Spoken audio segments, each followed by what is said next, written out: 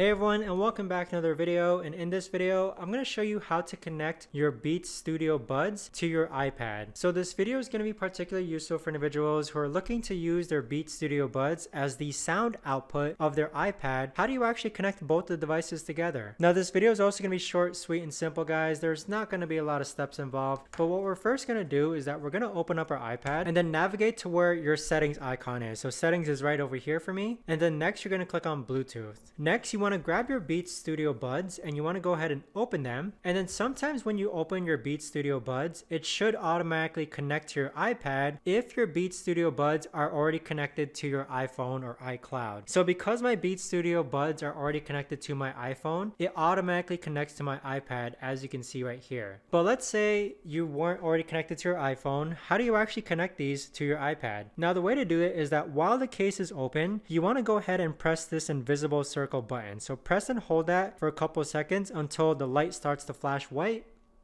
So as you can see, it's now flashing white, and then find your Beats Studio Buds down under other devices. So it might take a couple of seconds to actually go ahead and find once it's in pairing mode.